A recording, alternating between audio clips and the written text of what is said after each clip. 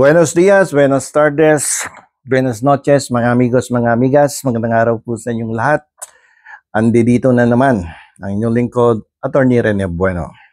Dahil kanina, meron na namang mainit na usapin dyan sa mababang kapulungan sa Kongreso na kung saan invited sa resource speaker itong ating Vice Presidente sa Committee on Public Accountability. Okay? But kapuna-puna, kanina, bago magumpisa ang legislative inquiry, the Vice President refuses to take her oath or affirmation. At ang kanyang dahilan is that the invitation sent to her was as a resource speaker and not as a witness. And because of this, sabi niya, there is no legal basis to require her to take her oath or affirmation because according sa internal rules ng House of Representatives, only the witness may be required to take their oath or affirmation before the start of the legislative inquiry. And the Vice President, being a resource speaker, is not required under the rules na mag-take ng kanyang oath or affirmation. Okay, so pag-usapan natin to and I would give my own legal point of view. Wala tayong kakampihan dito So, ibibigay natin yung neutral na ating opinion sa pagkakataon na to. Okay, ano po ba ang naging kalakaran dyan sa House of Representatives? Sa base sa mga nauna, mga nakaraang taon dyan sa House of Representatives, both the resource speakers and the witnesses are required to take their oath or affirmation before the start of the legislative inquiry. The purpose of which is to ensure that the testimony of these resource speakers and the witnesses are truthful, to ensure that their testimony are truthful and accurate. So, importante kasi na makapag-take ng oath, di ba? So, after during the oath, sinasabi nila na they need to tell the truth, the whole truth, and nothing but the truth. Parang inday-badiday lang. Nako, okay, so nothing but the truth. So, that is the standard procedure in every legislative inquiry. Alam nating lahat yan eh. You do not need to be a lawyer to learn about that matter, no? Kapag may legislative inquiry, dapat talaga mag-take ka ng oath or affirmation because that would ensure that the integrity, the credibility, and reliability of the legislative inquiry will be maintained. Yun. So, kailangan mo mag-take ng oath whether you are a resource speaker or a witness. Without an oath or affirmation in a legislative inquiry, what will happen? Walang credibility yung statement mo. Walang reliability yung mga pinagsasasabi ng resource speaker. Okay, so ako, ito opinion ko kasi to be honest with you guys, no, at the young age, early 20s ko, I work in Congress, no, as one of the assistants ng isang sikat na kongresista sa Bulacan, undefeated congressman for 20 years, no. Nung time ko, early age 20, mid-20s ko, sikat na sikat yung kongresista na yan. Ikat 20 or more than 20 years na siya naglilingkod sa Kongreso, undefeated.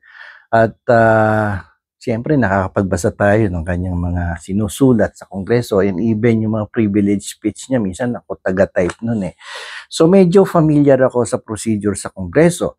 And after the Congress, I also work with the Office of the President. 3 beses po ako naglingkod sa opisina ng Presidente ng Republika ng Pilipinas. So unang-una, nung panahon ni Cory, after ko sa Congress, nagtrabaho ko sa Office of the President as head of one department, no, sa Office of the President.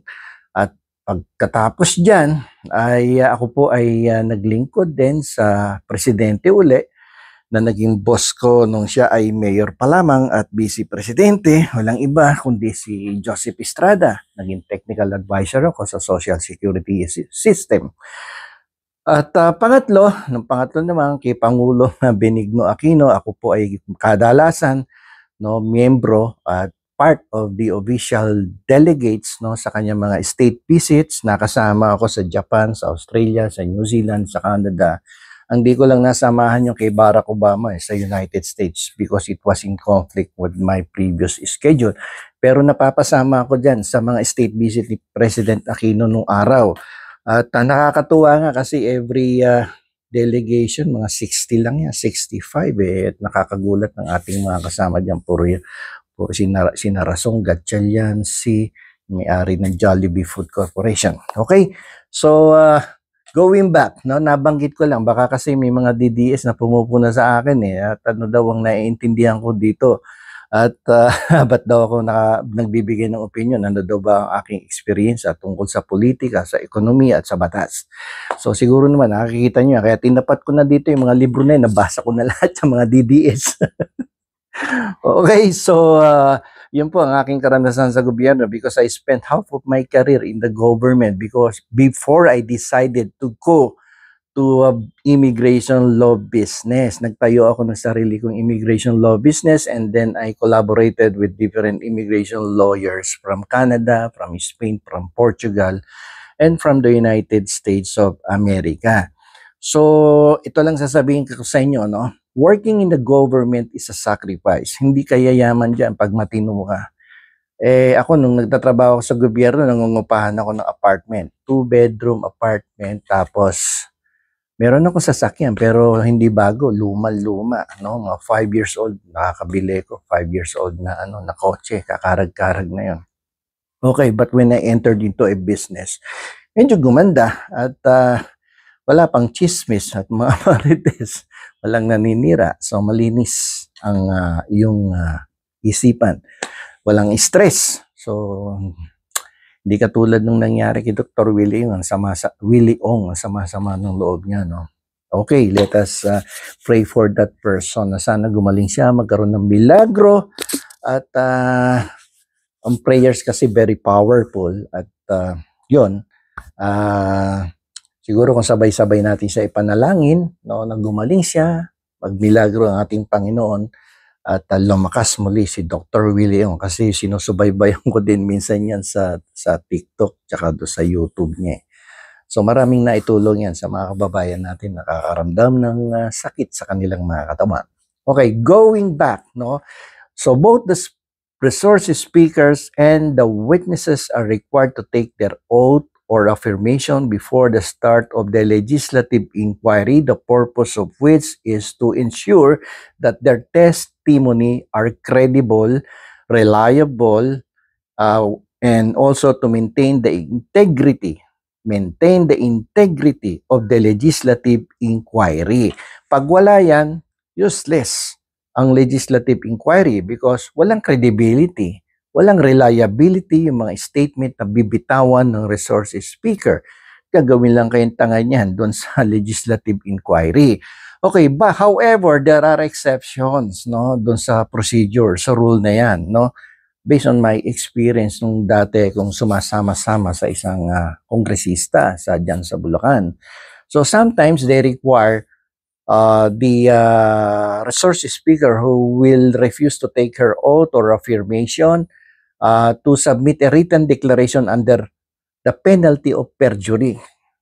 Submit ka ng written declaration mo under the penalty of perjury and that would be a substitute doon sa oath or affirmation.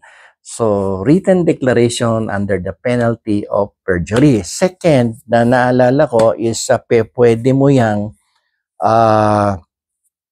ano pa ba yung pangalawa niyan? So, pwede mong gawing conditional yung testimony of the resource speaker, So, kung conditional yung testimony niya, magiging admissible yan kapag nagkaroon ng corroboration, of other evidence presented. So, admissible na siya pag kinorroborate siya ng other evidence. So dalawa yan na pwedeng gawin sana ng committee, but there was a failure on the part of the committee members and the chair. Mr. Chair, no, sana ni-record mo to submit a written declaration under penalty of perjury, no? That would serve as a substitute to the oath or affirmation, or ginawa mong conditional yung testimony ng resources speaker, and that would be admissible only kapag na-corroborate yon ng other evidence na maipipresenta later on doon sa legislative inquiry. So medyo nakaka-stress lang pala, no, pag ano, pag manonood ka ng inquiry na titingnan mo sana kung ano yung sasabihin, kasi very interested kasi ang taong bayan na panoorin yan, lalo na yung Committee on Public Accountability, dahil dyan binubusisi, saan ba napunta tong pera ng bayan, ginastos nyo ba ng tama? Accountable kasi kayo sa tao. Hindi kayo accountable sa Kongreso kasi yung congressman dyan, mga congressmen dyan, representative lang yan, no? Ng taong bayan. Yung para kayong nakaharap sa more than 110 million Filipino people pag nandiyan kayo sa committee. Sapagkat yan, ang naglagay niyan sa Kongreso, yung mga committee members na yan, taong bayan. So imaginein mo kapag nasa legislative inquiry ka, taong bayan na nakaharap sa iyo at nagtatanong sa iyo, at yung mga katanungan na yan ay inihatid lamang ng mga representatives nila. So may pananagutan kayo sa taong bayan at dapat humaharap kayo ng tama dyan at hindi kayo yung pasok sa mga exceptions to the rule. No? At dapat may pananagutan kayo, may accountability kayo. Sana sagutin nyo ng tama. Kung wala naman kayong tinatago, bakit kayo lumalabas sa opisina o sa kwarto ng isang legislative inquiry in aid of legislation? Parang hindi naman tama. Paano naman ng taong bayan na nagtatanong kung ano ang nangyari sa mga salapi na ipinagkatiwala sa inyo ng taong bayan? Dahil yan, pera yan ng bayan, pinagpawisan yan, no? Pinagtuluan ng pawis yan through in the form of taxes na ibinayad sa gobyerno. Sana sa susunod ay makisama ang mga elective and appointed public officials na kapag may ganitong legislative inquiry ay galangin ninyo ang committee hearing. At vice versa, yung mga kongresista din, no? Wala tayong kakampingan. Yung mga kongresista din ay sundin ninyo yung mga rules of procedure dyan sa Kongreso at huwag din aabusuhin ang inyong kapangyarihan. At kapag nag-invoke ang mga resources speaker or testigo ng kanilang right against self-incrimination and the right to remain silent, lalong-lalo na kapag may kaso na, ay dapat respetuhin natin ang kanilang mga constitutional rights. Okay? So sana may naintindihan na naman tayo tungkol sa refusal of the resource speaker or the witness, no, to take the oath or affirmation before the start of the legislative inquiry. So hanggang dyan na lamang po at magandang araw po sa inyong lahat. Ito po muli ang inyong lingkod, Attorney Rene Bueno.